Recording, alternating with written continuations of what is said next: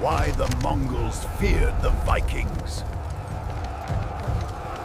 When people talk about the Mongols, they usually talk about speed. Horse archers moving faster than anyone thought possible. Entire armies appearing where they weren't supposed to be. Cities falling before defenders even understood what was happening. And that reputation, it was earned. The Mongols didn't just fight battles. They engineered fear. They studied how people reacted under pressure, how rumors spread, how terror traveled faster than armies. Most enemies broke before the fighting even started, but that system had a weakness. It relied on one assumption, that fear would cause people to panic, flee, or surrender. That assumption didn't always hold up in the north, because long before the Mongols arrived in Eastern Europe, Viking warriors, and later their descendants, had built a very different relationship with war. These weren't just raiders jumping off ships for quick loot. By the time the Mongol Empire expanded west in the 1200s, Viking bloodlines were deeply woven into places like Kiev and Rus. These were professional fighters,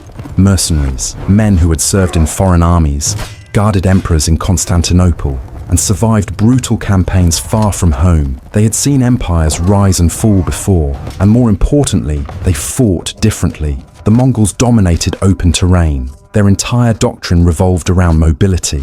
Hit fast, stay out of reach, rain arrows down until the enemy collapsed. If a force tried to charge them, they retreated. If it hesitated, they surrounded it. Either way, the enemy usually lost without ever touching them. But Viking-style warfare didn't play into that script. Instead of scattering under pressure, these warriors closed ranks. They formed shield walls, tight, overlapping defenses that turned a group of individuals into a single, moving barrier. Arrows that would normally break formations were absorbed, momentum slowed, and suddenly, the Mongols were faced with something they hated, a fight that refused to end quickly. And when distance disappeared, the Mongols lost one of their greatest advantages. Close quarters combat was never their preference. Their bows, their horses, their tactics, all of it depended on space. Viking-descended fighters wanted the opposite.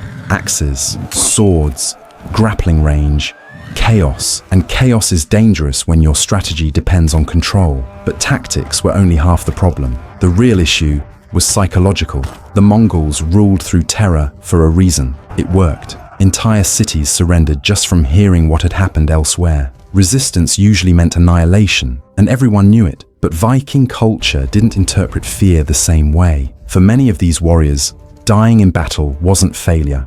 It was honor. A good death meant reputation, legacy, sometimes even belief in reward beyond life itself. That mindset made intimidation unreliable. You can't scare someone who already accepted the worst outcome. And that shook Mongol commanders.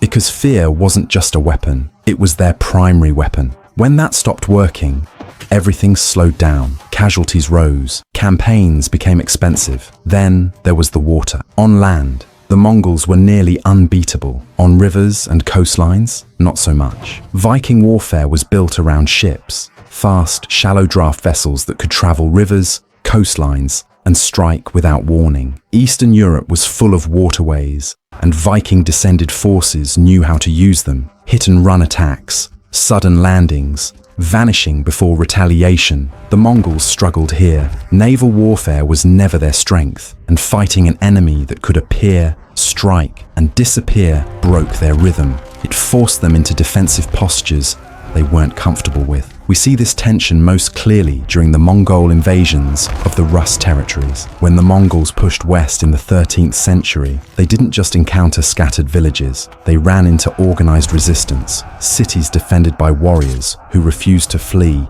even when defeat seemed inevitable. Chroniclers describe battles where defenders fought to the last man, where surrender never came, where Mongol forces eventually won, but at a cost they didn't expect. And that's the key detail. The Mongols still conquered these lands. They adapted. They used sieges, starvation, and time instead of rushing in. But that adaptation itself tells the story.